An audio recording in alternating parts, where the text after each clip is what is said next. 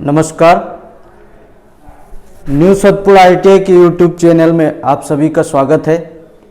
जैसा कि आप लोग जानते हैं कि हमको इलेक्ट्रीशियन जो 2 वर्षीय ट्रेड है, इसमें आप लोगों को एम्प्लॉयबिलिटी स्किल्स एक सब्जेक्ट है जो कि अन्य विषयों की तरह ही महत्वपूर्ण विषय होता है।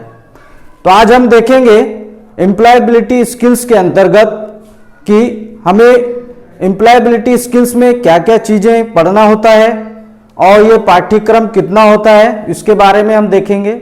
जैसा कि आप लोग सभी लोग जानते हैं कि जो एम्प्लॉयबिलिटी स्किल्स है यह 1 वर्षीय पाठ्यक्रम है जो कि आपको सिर्फ फर्स्ट ईयर में पढ़ना होता है, जिसके अंतर्गत हमें 3 विषयों को पढ़ना होता है एम्प्लॉयबिलिटी स्किल्स के अंतर्गत।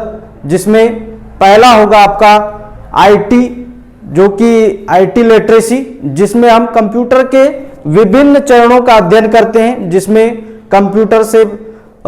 कंप्यूटर के प्रारंभिक अवस्था से लेकर वर्तमान अवस्था तक कि कंप्यूटर का किस प्रकार से आज इस्तेमाल किया जा रहा है, जिसमें हम कंप्यूटर के मीनिंग्स पढ़ेंगे, उसका वर्गीकरण भाग और एक्सेट्रा। इसके अलावा और भी बहुत सारी चीजें।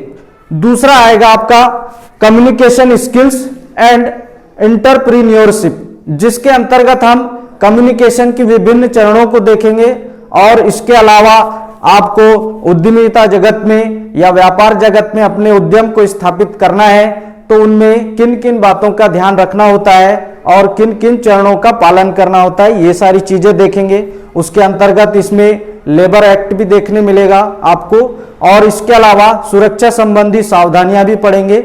इसके अलावा और भी बहुत सारी चीजें हैं जिनको हम बारी बारी से अध्ययन करेंगे। उसके बाद आता है तीसरे में आपको अंग्रेजी लिटरेसी, जिसके अंतर्गत आपको जो इंग्लिश अंग्रेजी है जिसकी सामान्य भाषा है, उसमें हमको सभी चीजें जो कि जैसे हमको इंग्लिश में किन किन चीजों को सीखना है उसको क्रम वाइज तरीके से हम सीखेंगे। जैसे उसमें आपको आपके आम बोलचाल में इस्तेमाल होने वाले ग्रामर्स, शब्दकोश, इसके अलावा टेक्निकल जो वर्ड्स होते हैं उनका इस्तेमाल और पत्र लेखन, इसके अलावा बहुत सारी चीजें जो कि इंग्लिश के अंतर्गत हम सीखेंगे। तो आज हम अपने एम्प्लॉयबिलिटी स्किल्स में कंप्यूटर की क्लास लेके आए हैं, जो कि हमारा एक महत्वपूर्ण क्लास माना जाता है, जो कि आपको आने वाले समय में बहुत सारी चीजों से अवगत कराएगा कंप्यूटर, जो कि एक बहुत ही महत्वपूर्ण योगदान निभाता है। तो जिसमें हम देखेंगे कि आज कंप्यूटर IT लिटरेसी के अंतर्गत, इंफॉर्मेशन टेक्नोलॉजी के अंतर्गत कंप्यूटर से संबंधित कुछ जानकारियां जो कि हम बेसिक चीजें आप लोगों को बताने जा रहे हैं। जिसमें आज हम देखेंगे सबसे पहले तो कंप्यूटर का मीनिंग्स क्या है, तात्पर्य क्या है, ये कंप्यूटर है क्या और इसकी उत्पत्ति कहां से हुई है। दूसरे में हम देखेंगे कंप्यूटर का इतिहास, कंप्यूटर हिस्ट्री ऑफ कंप्यूटर, जिसमें प्रथम से लेकर अब तक इस्तेमाल होने वाले कंप्यूटरों का इतिहास देखेंगे कि सर्वप्रथम पहला कंप्यूटर कौन सा बना था, किस प्रकार का बना था और इसमें किन किन प्रकार की गणनाएं की जाती थी।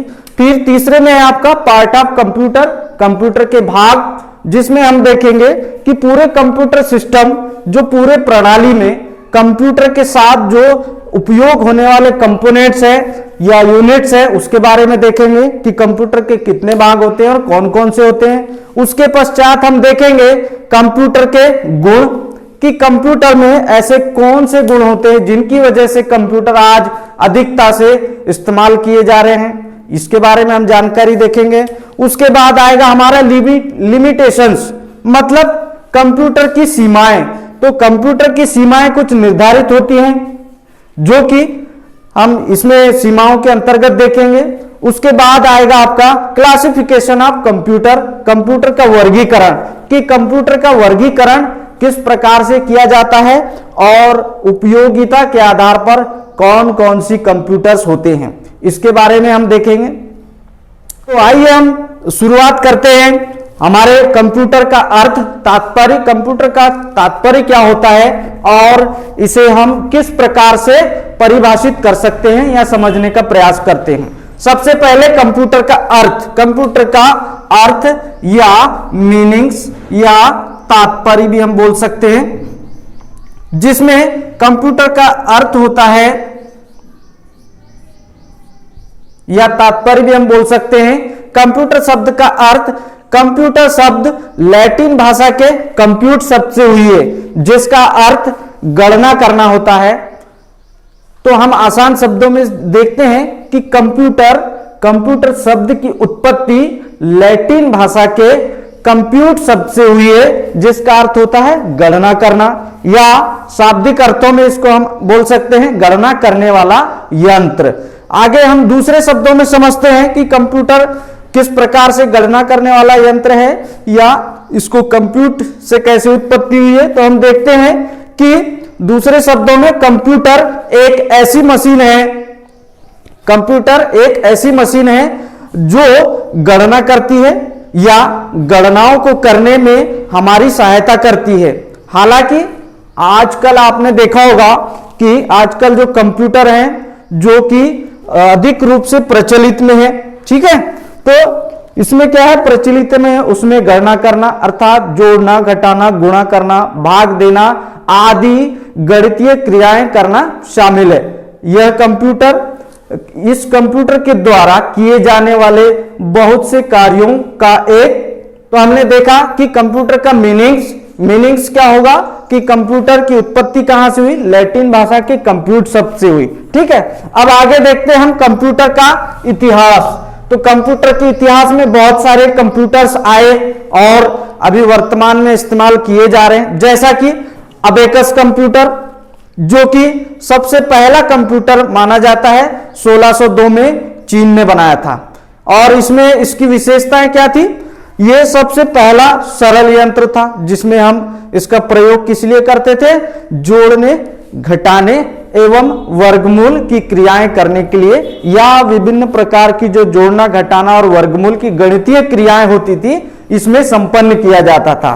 इसका आविष्कारक चीन किस प्रकार से, क्योंकि जो ये कंप्यूटर था इसे संयुक्त रूप से चीन ने मिलकर बनाया था, जिसका नाम दिया गया था अबेकस कंप्यूटर।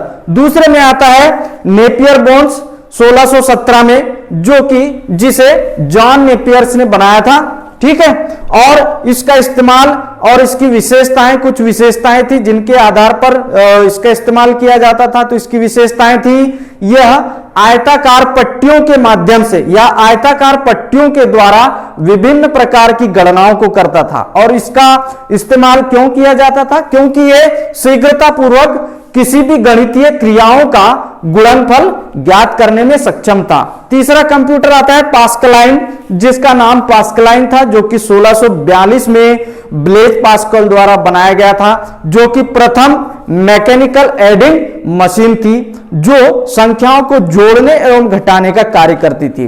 उसके बाद आता है जैक्वार्ड लूम, जो कि 1801 में बनाया गया था, जिसे जोसेफ मेरी जैकार्ड ने बनाया था, जो कि एक प्रकार का बुनाई मशीन था, ठीक है, जिसमें कपड़े बुनने के लिए इसका इस्तेमाल किया जाता था। बुनने के साथ में और भी दूसरे गणितीय प्रक्रिया थी जिसमें इसका इस्तेमाल किया जाता था, जैसे कि आपने आजकल देखा होगा हैंडलूम में इस्तेमाल होते हैं। हम एक प्रोग्राम सेटअप कर लिए और अपना जो बुनाई वाला काम चलते रहता है, ठीक है। उसके बाद आता है एनालिटिकल इंजन या एनालिटिकल इंजन, जिसे हम बोल सकते हैं, जो कि 1837 में चार्ल्स बेबेज ने बनाया था।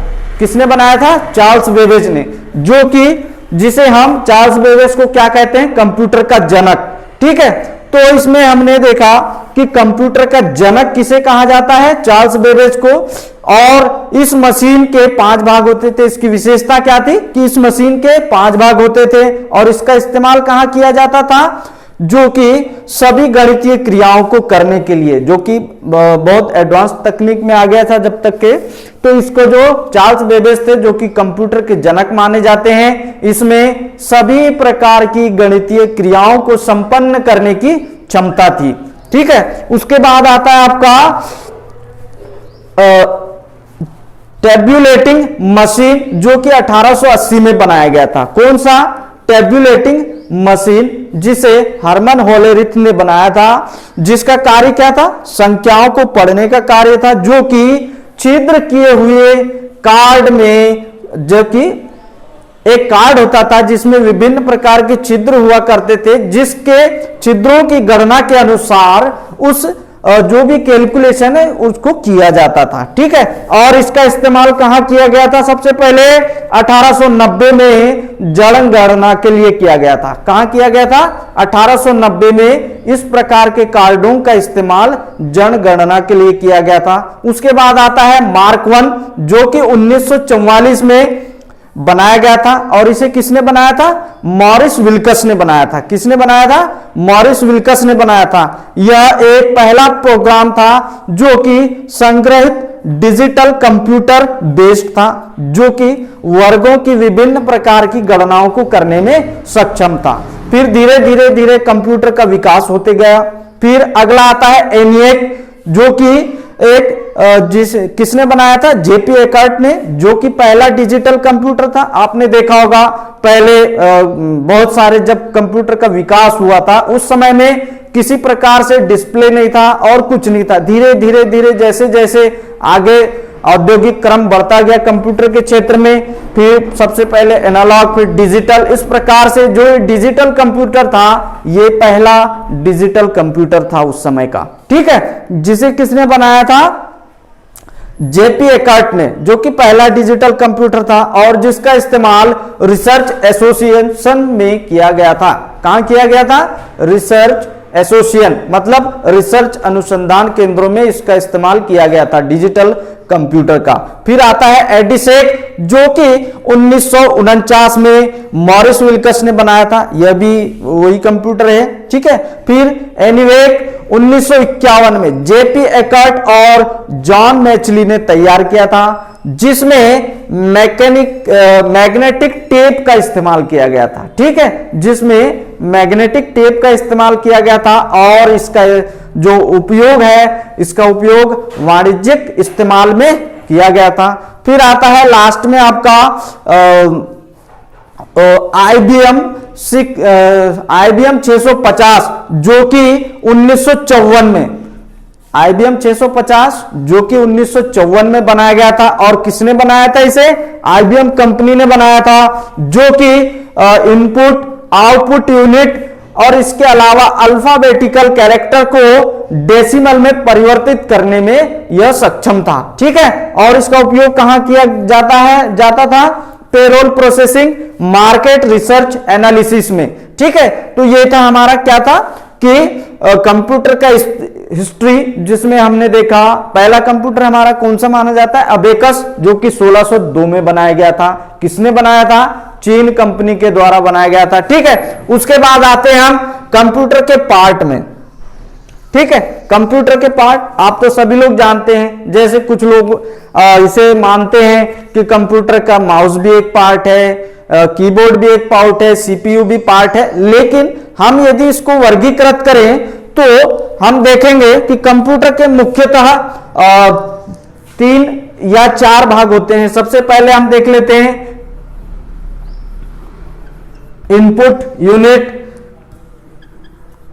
आउटपुट यूनिट, ठीक है, फिर सीपीयू, ठीक है, सेंट्रल प्रोसेसिंग यूनिट, और आपका आएगा एमयू, मेमोरी यूनिट। ठीक है, तो इनपुट डिवाइस कौन कौन सी होती हैं? जैसे इनपुट युक्तियां कौन कौन सी होती है?